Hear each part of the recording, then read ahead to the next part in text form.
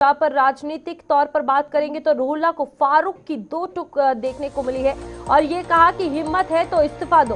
फारूक की चुनौती, अपने दम पर चुनाव जीत कर दिखाओ। पार्टी लाइन से ऊपर कोई नहीं है, ये भी फारूक अब्दुल्ला कहते हुए नजर आए हैं। रोहल्ला के बगावती तेवरों पर फारूक अब्दुल्ला का पलटवार। नेशनल कॉन्फ्रेंस के अध्यक्ष यानी कि फारूक अब्दुल्ला ने बागी सांसद आगा सईद रोहल्ला पहदी को चुनौती दी है। अगर उनमें हिम्मत है तो वह संसद से इस्तीफा दें और दोबारा चुनाव लड़कर जीत कर दिखाए। रोहल्ला द्वारा पार्टी की नीतियों और कार्यप्रणाली पर सवाल उठाने के बाद पार्टी के भीतर अंतर्कलह सामने आई है। फारूक अब्दुल्ला ने स्पष्ट किया कि रोहल्ला नेशनल कॉन्फ्रेंस के समर्थन और टिकट की वजह से सांसद बने हैं, इसीलिए उन्हें पार्टी के अनुशासन और सामूहिक जिम्मेदारी का पालन करना चाहिए। पार्टी प्रमुख ने दो टूक कहा कि कोई भी नेता पार्टी लाइन से ऊपर नहीं है और यदि उन्हें अपनी पार्टी के तौर तरीके पसंद नहीं है तो वह पद छोड़कर नया जनादेश हासिल कर सकते हैं। उन्होंने कहा कि यदि रोहल्ला को लगता है कि लोकसभा चुनाव उन्होंने अपने व्यक्तिगत वोट बैंक के दम पर जीता था तो उन्हें संसद से इस्तीफा देकर जनता की अदालत में दोबारा जाना चाहिए।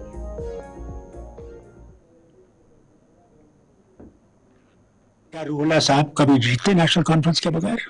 कभी जीतते नहीं? सुनिए मेरी बात सुनिए, आप मेरी बात सुनिए, आप अपना सवाल किया है जी। अगर रोहल्ला साहब ये समझते हैं कि 370 आ सकता है तो करें, पार्लियामेंट के मेंबर हैं, बोले 370 कौन रोकता है? हमने नहीं रोका। मगर जिस तरीके से वो अपने आप को एक कदावर लीडर बनाने की कोशिश कर रहे हैं, मैं उनसे कहना चाहता हूं आपके माध्यम से कि वो गलत रास्ते पे हैं। उनको ये देखना चाहिए उन 14 का क्या हाल हुआ जिनने 84 में मेरी हुकूमत को गिराया। आज उनका नाम और निशान कहीं नहीं है। ये जमात जो है ये उनकी है जिनके पास जूता नहीं था। हमारे यहाँ उसको घास के जूतों कहते पुल, और वो नहीं था, पजामा नहीं था। ये उनकी कुर्बानियां हैं जिनने इस जमात को जिंदा रखा है और आज भी वही इस जमात को जिंदा रख रहे हैं। हमारे लीडरों से ये उम्मीद करना कि उनमें अपनी ख्वाहिशें नहीं है, इस गलतफहमी से निकल आई। चलिए, पीसी पर और जानकारी देने के लिए हमारे साथ वरिष्ठ पत्रकार विनोद कुमार जुड़ चुके हैं। विनोद जी, सवाल यही रहेगा, जिस तरीके से अब पार्टी के अंदर आपसी अंतर्कलह देखने को मिल रही है, हम इसे कैसे देखें? क्या जो आगा सईद रोहल्ला का कॉन्फिडेंस है या फिर ओवर कॉन्फिडेंस है, या फिर फारूक अब्दुल्ला जो कि नेशनल कॉन्फ्रेंस के अध्यक्ष है उनका कॉन्फिडेंस है या ओवर कॉन्फिडेंस है? दोनों के बीच जो कलह है उसे आप कैसे देख रहे हैं? देखिए, जैसे ही सरकार बनी थी उसी दौरान से ये गतिरोध बरकरार है। बिल्कुल।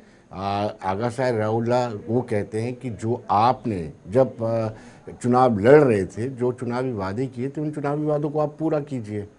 आप चुनावी वादे पूरा नहीं कर रहे हैं, इसलिए उन्होंने रिजेंटमेंट अपने शो किया और खुलकर विरोध किया है। और उनका कहना है कि कहीं ना कहीं अब देखिए, बड़गाम में जो बाई इलेक्शन हुए थे उसमें नेशनल कॉन्फ्रेंस हारी, उसकी वजह भी आगा साहब राहुल्ला मेहंदी थे। आगा साहब राहुल्ला मेहंदी कहते हैं कि आपने जब वोट मांगा था, इसको लेकर के मांगा था कि आप 5 अगस्त 2019 से पहले वाली स्थिति बहाल करेंगे। जनता को यही कहा था और अभी तक आप इसमें कोई भी पेशरफ्त नहीं पाए, यानी एक भी स्टेप आगे नहीं जा पाए। इसलिए अब ये फारूक अब्दुल्ला का जो बयान है वो सीधे तौर पर आगा साहब राहुल्ला को चुनौती दे रहा है कि आप रिज़ाइन कीजिए, पार्टी से भी रिज़ाइन कीजिए और अपने सांसदशिप से भी रिजाइन कीजिए और फिर इलेक्शन लड़के देखिए कि आप जमात के बिना जीत सकते हैं या नहीं। लेकिन यहाँ पर विनोद जी, जिस तरीके से आगा सईद रोहल्ला की अगर बात करें, जो मुद्दे कश्मीर को लेकर उन्होंने उठाए हैं, जम्मू कश्मीर को लेकर तमाम जितनी भी बातें उन्होंने सरकार बनने के बाद, एमपी बनने की बात की है, वही सवाल जनता भी कर रही है। इस बीच आपसी टकराव के साथ साथ ये जवाब देना कितना ज्यादा जरूरी है कि पार्टी ने जो वादे किए थे वो तो शुरुआती तौर से एक लंबा समय बीत गया है, कुछ तो करते। देखिए, डॉक्टर फारूक अब्दुल्ला की बॉडी लैंग्वेज ये कह रही है कि आगा साहब राहुल्ला के जाने से या पार्टी छोड़ने से उनको कोई नुकसान नहीं होने वाला। उन्होंने 1984 का जिक्र भी किया है, जब गवर्नमेंट टॉपल हुई थी। गवर्नमेंट नेशनल कॉन्फ्रेंस ठीक थी लेकिन उसको टॉपल कर दिया गया, हटा दिया गया। इन्होंने 14 सदस्यों का भी नाम लिया है, तब के जो MLA 14 थे जिन्होंने गवर्नमेंट टॉपल करने में सहयोग दिया था। उन्होंने कहा कि उनका आज कोई नामो निशान नहीं है, तो आगा साहब राहुल्ला का भी कोई नामो निशान। लेकिन कहीं ना कहीं ये मुगालते में है। आगा साहिब राहुल मेहंदी जो है वो रूपाली लोगों की नब्ज पकड़ के चल रहे हैं। उनको पता है कि लोगों के साथ क्या क्या वादे किए थे, लोग चाहते क्या हैं, लोगों ने क्यों नेशनल कॉन्फ्रेंस को खुलकर के प्रचंड बहुमत दिया था। लेकिन अब जब सरकार उसको फुलफिल नहीं कर पा रही है तो आगा साहिब राहुल मेहंदी को ये लगता है कि मैं पब्लिक के बीच में हूँ, पब्लिक मेरी बात सुन रही है, और डॉक्टर फारूक अब्दुल्ला को लगता है कि जमात के बिना उनका कोई नहीं, यानी पार्टी के बिना उनका कोई वजूद नहीं है। अब आप क्या इसे चुनौती को कैसे देख रहे हैं कि आने वाले समय में आगा सईद रहुल्ला इस चीज को कैसे केटर करेंगे, क्योंकि यहाँ पर कहीं ना कहीं एक अपनी व्यक्तिगत लोकप्रियता वर्सेस संगठन की बात आ गई है। और यहाँ पर आगा सईद रहुल्ला की अगर हम विरोध की बात करें, बहुत बार हमने ऐसे प्रोटेस्ट देखे जहां पर जनता का खुलकर समर्थन हुआ है उनको इन चीजों को लेकर।